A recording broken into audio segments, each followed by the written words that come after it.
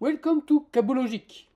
In this video I am gonna focus about the tax loss harvesting and what it is and how you can also potentially benefit from it. It's something like when you lose money from your trading, when you are in the red, you can actually use that loss to counter your profits and then minimize your tax. I hope it makes some sense, so let me explain you more in depth, so then I have more time to explain exactly how this works. Did you know that losing money on the stock market actually can help you to save money in Japan? This is very interesting, isn't it? So it sounds like it's fake, but it's actually pure math. It is you can counterbalance your loss withdrawn from your profits. So basically in Japan, when you make gains, when you have gains in the stock market or outside of stock market also, but now I am focusing on the stock market.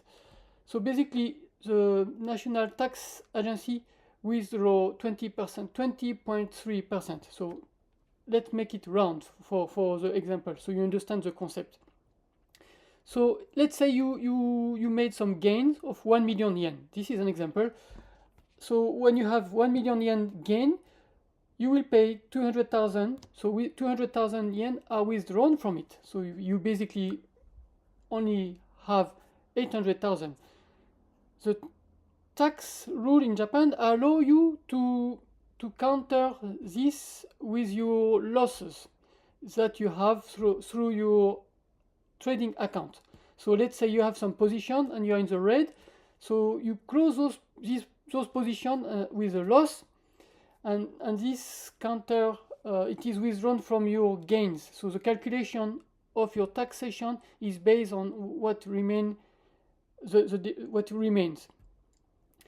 So I'm going to show you my real example for my trading, so then you understand better. I will show you with numbers, and then you understand exactly what I'm trying to explain to you and how you might benefit from it, and what not to do to not profit from it.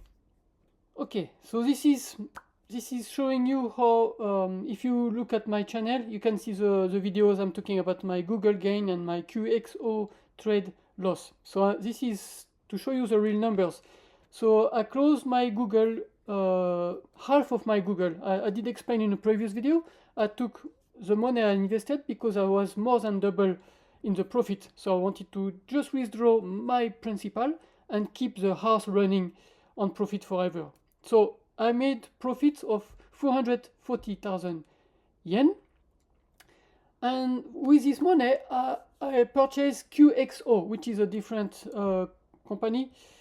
And then I was not feeling comfortable with it. And soon after I bought those stocks, those shares, actually it went against me, meaning I was losing money and I was not comfortable keeping that position going forever on the losing position. So usually I don't do this, but for this case here, for this specific QXO, it was more of a short term.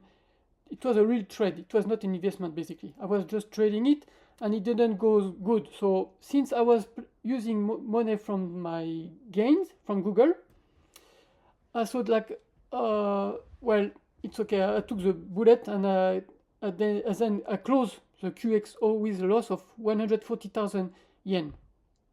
So, which means I still have 294,000 profits, which is what is used as a tax, because instead of the taxation office, the NTA, instead of calculating based on my 440,000 gain, they calculate based on the remaining of my gains, as long as it remain in my taxable trading account, as long as I didn't withdraw it. So then the calculation is you withdraw 146,000, the loss, from the profit, which are 440,000. Then the new tax base is 294,000 yen. So this way, I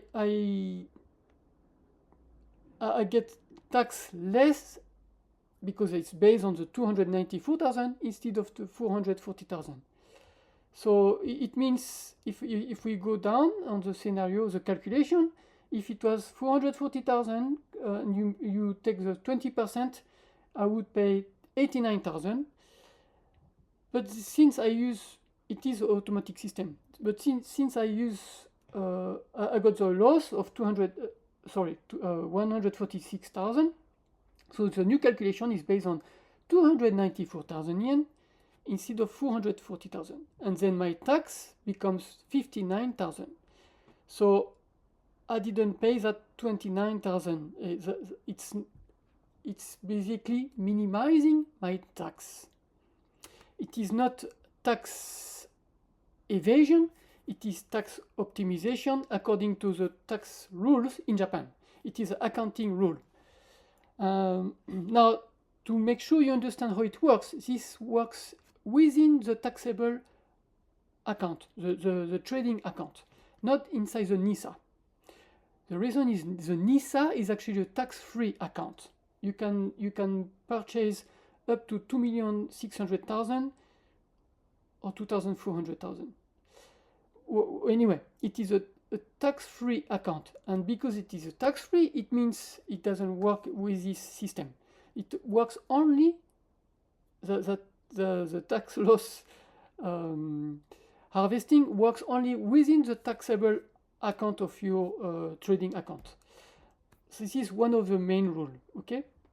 The second rule is this has to be done within the civil year from January 1st to December 31st. But